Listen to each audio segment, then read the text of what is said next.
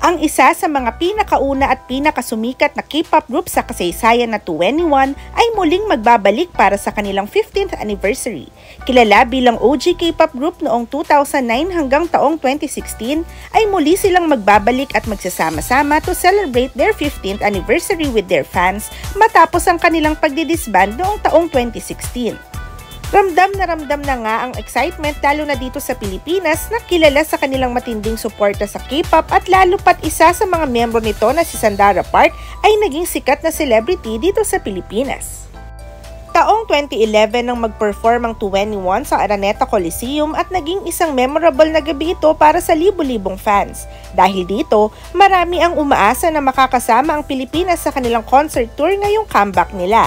Maging ang Araneta Coliseum mismo ay nagpost sa kanilang official Facebook page tungkol sa comeback ng 2NE1 na nagpapataas ng pag-asa ng mga Pinoy fans. Bukod nga sa iconic na pagbabalik ng grupo ay marami rin ang naniniwala na kung mag-perform man ng 2NE1 sa Pilipinas, malaki ang posibilidad na kunin nila ang SB19 bilang isa sa kanilang mga guest performers. Ang SB19 lang naman ang maituturing na pinakasikat na P-pop stars ngayon at kapwa pa sila brand ambassadors ng Acer.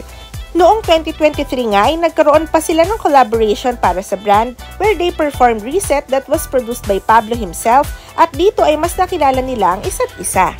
I'm really excited because it's a collaboration between the best P-pop group of this generation plus pambansang krung-krung ng Pilipinas. So it's really something new and it's really different, diba? Ano ba yung mga pinagawa mo pa?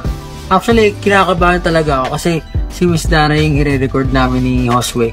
Sabi ko, si Miss Dara, talagang in person siya yung i-record namin. So, kinakabahan kami. I-prepare mo yan, I'm still pag nakalimutan ka. Yun yung mga bagay na kailangan kapag nandito kami, seamless na wala kami problemahin. Kompleto yung na-prepare namin. Nang sa ganun, kumbaga parang very professional din in front of Miss Dara na talaga namang, di ba? Dapat prepared. Prepared din. Yung memorable part was the last chorus we had together. Last one, Pablo suggested na let's just make it makulit, like not singing, we're just having fun, like hey yo, Esoga, yo, or something like that. Oh, I was so surprised kasi ginagawa rin namin yun nung 21 sa recording booth. Let's just have fun. So we had the same style.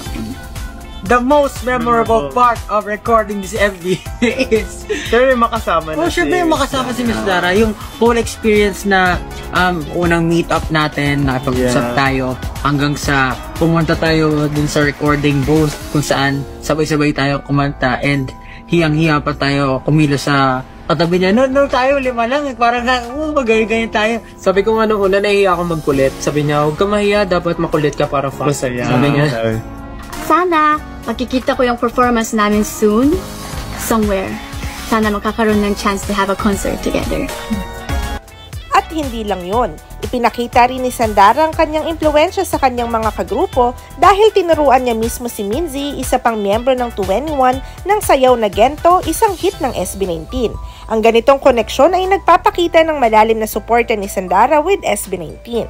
Gento, dito basta bingo.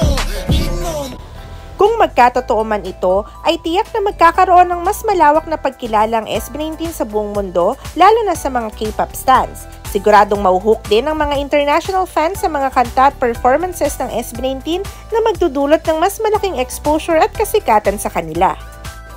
Kaya naman abangan na lang natin ang mga susunod na updates at malay natin ay makita natin sa iisang stage ang SB19 at 2NE1 performing each other's hits. For sure ay isa na naman itong historic event para sa bansa. At kung mangyari man ito, ano ang gusto mong i-perform ng SB19 and 2NE1? Let us know your thoughts through the comment section below.